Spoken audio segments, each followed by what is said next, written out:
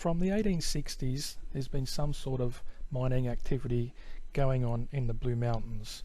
The ruined castle area was mined for kerosene shale, and both Katoomba and areas in the Grose Valley were mined for coal.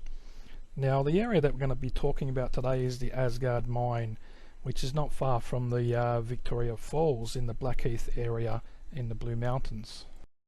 In 1881, Dr. W.F. Mackenzie, who held an official position of Government Inspector of Mineral Releases in the Lithgow area, and Thomas Garrett, a member of the Legislative Assembly of New South Wales, started to drive short prospecting tunnels into the coal seam outcrop. This is known as the Katoomba seam. So under the southern cliff of the Grose Valley, the following year, the Department of Mines reported that Mackenzie and Garrett had driven 6 adits into the coal seam. So I'm pretty sure that Mackenzie and Garrett never found what they were looking for, which was a large deposit of coking coal. So seeing that this is only a test pit, they would have only dug in a few meters, and when they found it wasn't what they were looking for, then moved on. So over the years, the mine changed hands, and until 1925, that's when it closed. So it would have got dug in further and further to what we see today and what you can walk into. So there's not a lot of historical information about this this mine.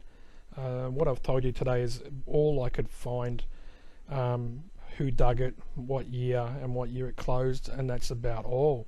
So what we're going to do now is we're going to go down to the area. I'm going to hike in, and I'm going to film the mine for you guys. Going to go inside, and then we're going to go over to the kiln, and then just video a bit of the area so you guys can see exactly what it looks like and how hard it would have been to get into this mine and do this work and dig it out to try and find coking coal, which they never found. So that's what we're going to do now.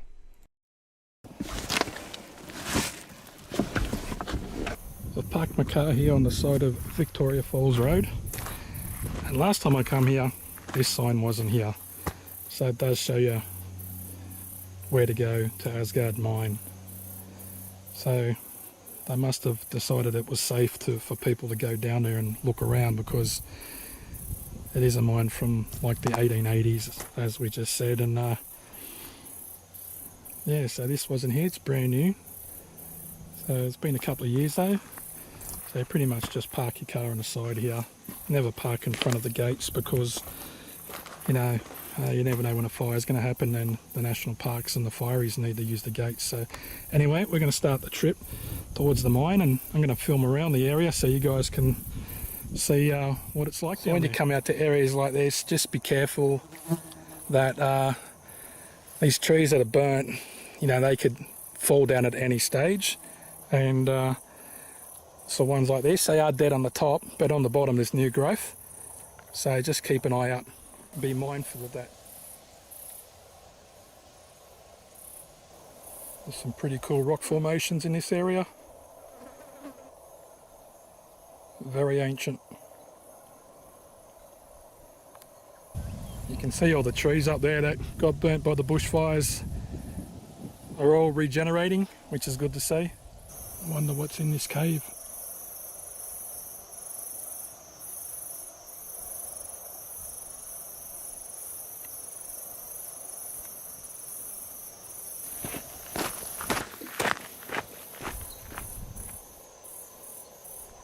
This is Asgard Swamp. There's a natural spring running through here all year round, so it's always kind of wet. So it hasn't been raining much lately, so there'll still be a little bit of water in there. Don't know how much it floods, if it does flood at all after rain, but I think the creek area will be pretty dry. You never know when a tree's going to come down, and this one here's fallen right across the trail, so just imagine you're walking through and this one come down and hit you on the head.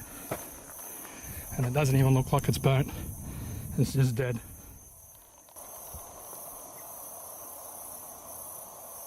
While I've been walking, I've just been wondering if Mackenzie and Garrett actually found what they were looking for, which is the coking coal and a large deposit. What would be here now? What would be the leftovers?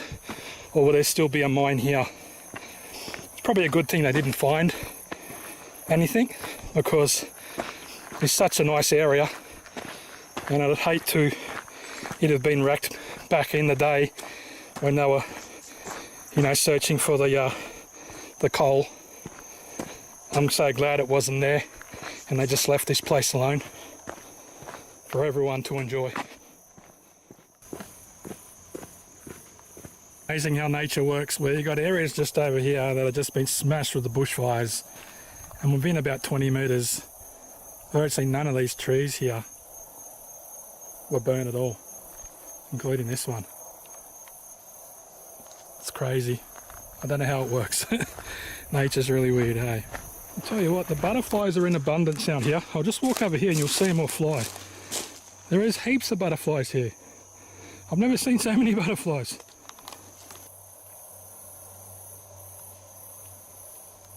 Now, I'm not really that far from getting onto the trail that leads down to the mine, but here's an interesting rock feature, and it's called pyramid-shaped rock. It's about 30 metres from the trail. I'm going to go and check it out. This is called pyramid-shaped rock. Go around this way, and it does have that kind of pyramid-y shape to it. You can climb up it.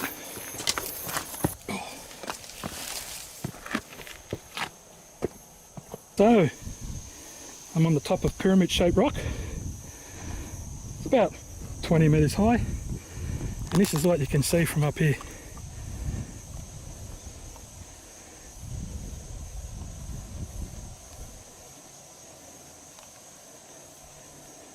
Pretty cool. Looks so ancient, like a dinosaur's going to come running through the bush. What an awesome view. My water bottle fell out of my bag when I was climbing up, so better retrieve that. So anyway, that's pyramid-shaped rock. I know I'm the only person that's been here for about 24 hours at least, maybe a little longer because of the heat. Just walking through this trail to come back onto the main trail from the pyramid-shaped rock. A big St Andrews cross spider was on the way, but I didn't notice it, and it just was right on the middle of my face. So they're not poisonous, but I don't want to get bitten by a spider out here. So I quickly just grabbed it and threw it off. Yeah, anyway, that's what happens when you come out here. Hit the Asgard mine, you've got to keep going that way. I'm going to take this little offshoot trail, and I want to show you something special. You're wondering why I'm hiking here in the middle of the day. It's going to rain the next 2 days. Oh, it's warm. Plus, I did a podcast this morning called From the Shadows. So I really couldn't leave till a bit later than I usually do. So that's why. Now, I made it to the top. I'm going to take a rest. And I'm going to show you guys what's up here. Okay, I just needed to get my breath. The hot air going into the lungs never helps. So yeah, Thor's head is right up there. And you've got Valhalla head and Ikara head. And you got Asgard Swamp and Odin Creek.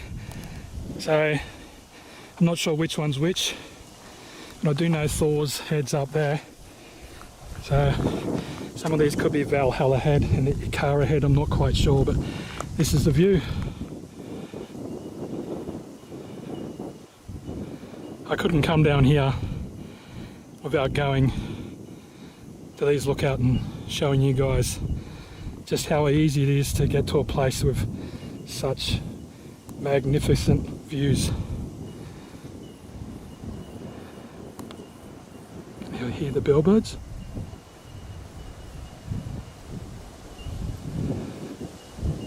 See if I can get another view for you guys. The breeze is nice and cool. I'm loving it. See, it's a massive drop.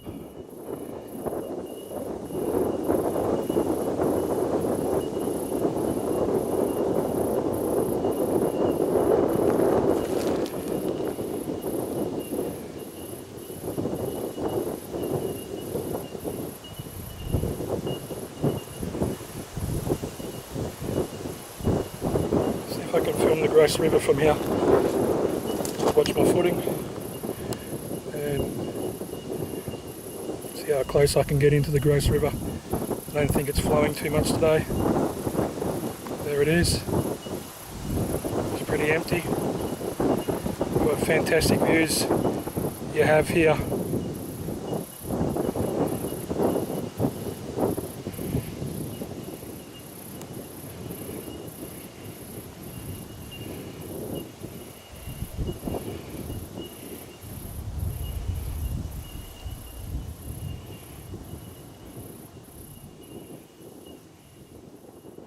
I was here, there was like sticks on the ground, and that's where you went into the bush, and it was about this area. So they've actually put a little sign here saying Asgard Mine 400 metres, and if you keep going along there you'll go to see Victoria Falls, and it goes to the end there. I'm not going to do that today. So there it is, Asgard Mine. Here's the trail. It was really bushy here before, so they've probably taken a few plants out, and because so many people are going down there, they've probably decided to put markers here where they never did before. So anyway, it's about 15 minutes to get down here. I will film a bit of the trail so you guys know what to expect if you do come here.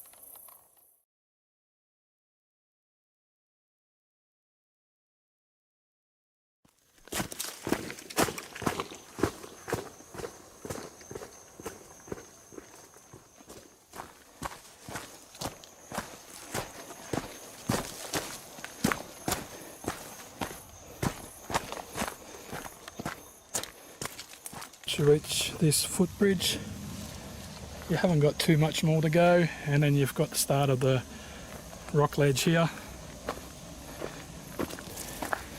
Gets a bit more overgrown going down here. Just watch your step. If you're bringing down hiking thongs, just bring a second pair in case you bust a plugger. Be careful when you get near to the mine, we're not that far away, because it does drop off here quite sharply and there's no guardrail, so just take your time. There's plenty of things down here to slip and trip on, so take it easy, because you're like right on the side of the ridge here and we're not far from the mine.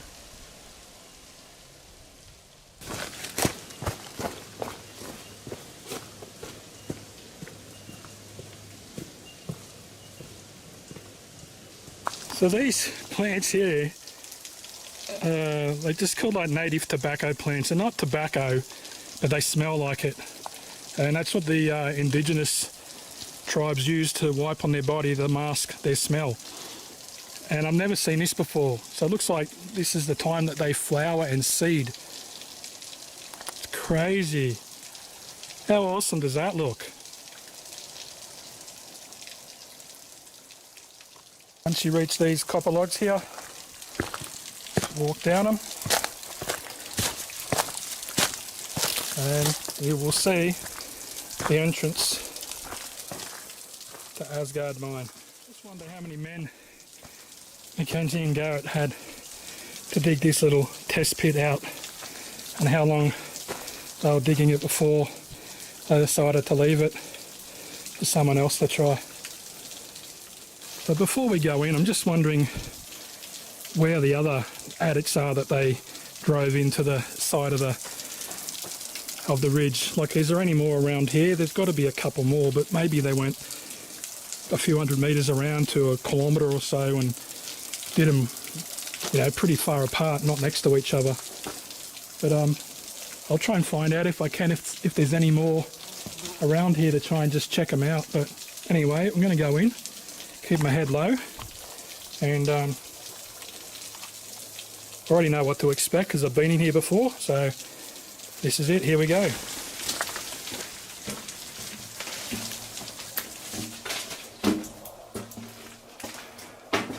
So about here you can stand up.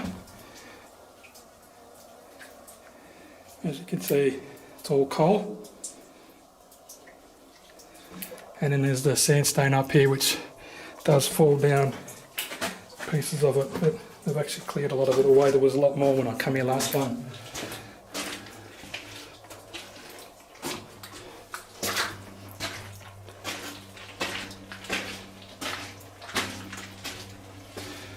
A lot of water seeping through.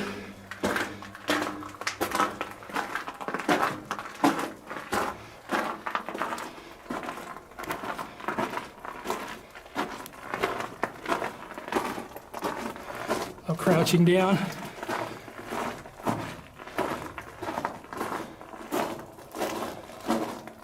It goes in about 10 metres. And that ends right here. So obviously this wasn't coking coal, so that's what it looks like.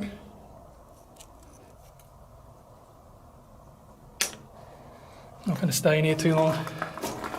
So I pretty much dug it all out here.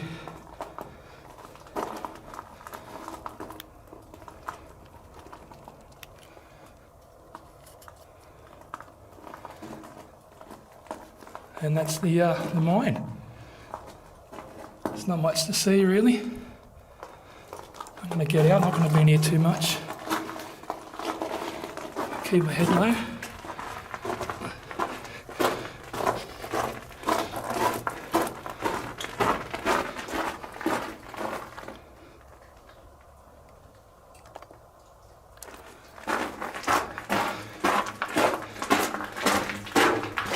Not good for the back walk around on an arch. The lower back doesn't like it. So I can stand up about here. So if you're over 6 foot, you're still going to be crouching down. But that's what it looks like from inside here. And it's really black in there, unless you've got a torch. So that's the mine. I didn't want to stay in here too long. Anytime there's water running through the area, it could be more of a chance of things collapsing, even though it's been there since like 1888. You know, it's a long time. It's pretty much straight under this ridge here. They must have seen some coal around the area to give them that idea to, you know, so you can see it right here, give them that idea that there's coal here. So we'll go and see the kiln. So the kiln's about 20 metres to the right of the mine, and we'll go and check that out. Doesn't look like too long ago that all fell down from up there, so always keep your ears and your eyes open when you're walking near rock ledges, especially approaching the kiln or coking oven. And it wasn't used at all. There's no area there where it actually was fired up. Let's go around here so you can see it wasn't that big. Big sandstone blocks. And we'll put the camera inside and see what we can see. I think there's a hole on the top by memory. Yeah. And nothing in there was actually no, it wasn't fired up.